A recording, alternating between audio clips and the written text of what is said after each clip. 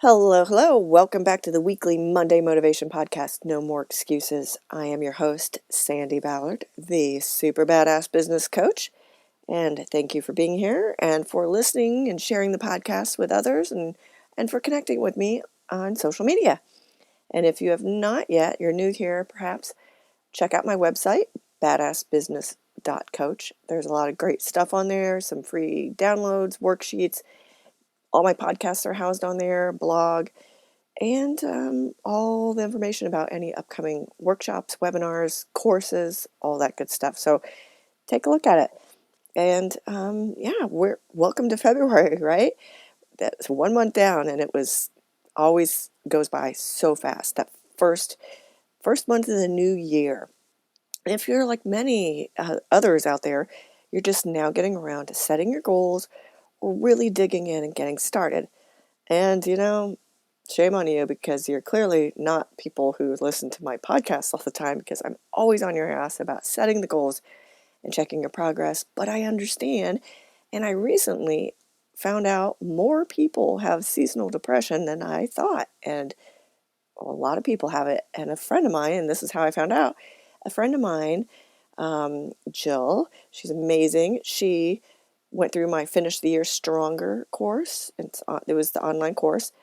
And her quote, and she was telling me that she got so much more done than she normally does because of her seasonal depression. She normally doesn't even really get going until the sun comes back out in like mid-February. So from about November, so Thanksgiving on, she doesn't accomplish much. So I learned that, and that was, I guess, an aha moment for me. And it helps me understand that there is a true reason. Not that I didn't know there was seasonal depression, but that what comes from that and what hinders people from getting going. Her quote that she sent me for taking that course was really great. So what she said was, typically, when it gets towards the end of the year, I find myself putting off projects until the new year. I guess I'm going for a fresh start at that point. Because of this program, I've already accomplished several important goals, and I'm starting the new year with more momentum, clarity, and enthusiasm. And like I said, she did great. She was super excited just talking to her at the end of the program. And then she went right into the Start the Year Strong program that started January 1st and just ended yesterday. And it's kept her going and her momentum going. And the thing is, and why this is important, because last week we talked about avoidance and confronting what you have been avoiding so you can actually make progress. And she confronted what she typically avoids. Due to her seasonal depression, it keeps her sucked into a darker world, and she just ignores a lot of stuff. So she confronted it, and she didn't allow her depression to suck her in as much as normal. She had focus, she saw her progress, and it kept her motivated and wanting more. And she really had fun and got a lot of shit done. And now she gets to go reward herself with taking a couple weeks off and going to the cabin with her husband. So what about you? What have you started? How have you started the year? What have you been avoiding? What have you been avoiding doing, trying, or saying? You've got to confront it. Maybe it's something as simple as avoiding a certain type of workout class because you don't think you'll be good at it. I avoided yoga and even Pilates for years because I didn't like to have to be that quiet for that long. I like running and working out and not all that grunting and stuff, but just that the sweat and the power. I didn't realize I was going to love yoga so much. And then I just did a Pilates class, and I was like, all right, this doesn't suck as bad. Why have I not been doing this? Why have I been avoiding it? Because I thought I would suck at it. I thought it wouldn't be good for me. Or perhaps you're avoiding making a suggestion at work. You see something, a process that could be tweaked to create more efficiency. I'm sure, and trust me, I've met so many unwilling managers and business owners. They're unwilling to accept advice, but many times it's because they're so busy running the business that they're not doing the business. They're not in your seat. They don't see everything or really know that something isn't working properly because they don't utilize it every day. And if someone doesn't tell them, how do they know? They just see the bottom line. Maybe the profits aren't as strong, or they're wondering what's going wrong, but they don't know what they don't know, just like all of us. And so an example from a client is they have a texting system for client check-ins, updates, appointment reminders. And one of their managers was talking to some staff, and they were kind of complaining about the system and its glitches. So she went and started researching a better texting system. Because of COVID and all the restrictions, they've had a hell of a lot more phone calls, and they knew they needed a different way to handle all this. So she researched, she got pricing information, and presented the new system with the why to the owner. And you know what? They switched, and they're loving it. They said even once the restrictions are lifted, they're actually going to continue with this new system and modified processes because it's helped control the flow. Everyone's more productive, and the staff feels a whole lot less stressed. So what would have happened had she avoided having that conversation? And a year ago, before I started working with her, I'm coaching her, she probably would have, or she wouldn't have known how to present her quote-unquote case to the owner. As a DISC certified coach, I work with everyone at her company or at the company about on communication styles, and how to present things and how to communicate properly. So the thing is, had she not done this and just gone to the owner with a complaint, not a solution, it probably wouldn't have gone through. But she took the time, and she listened to her staff, she did the research, and she took that chance. So what are you avoiding doing? You've got to confront it.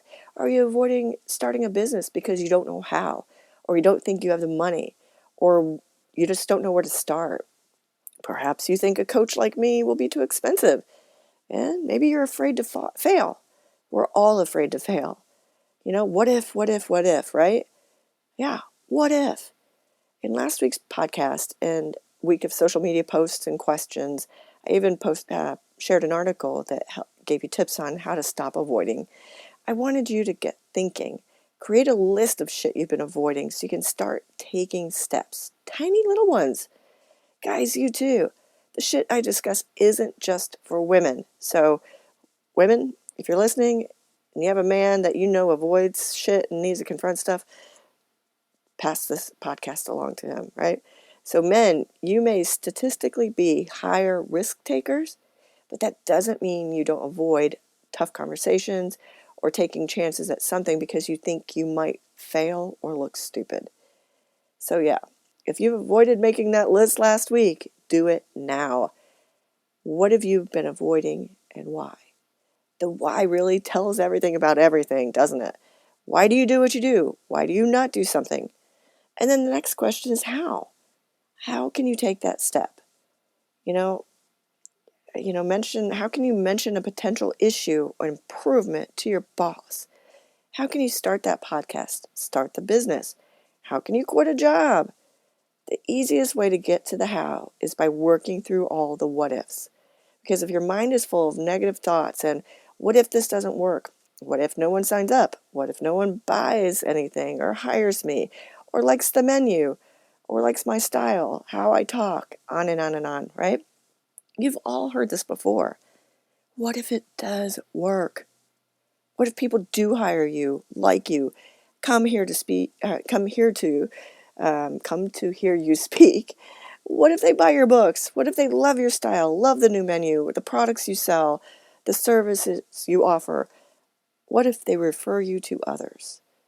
Yeah, shit's not going to be beautiful all the time.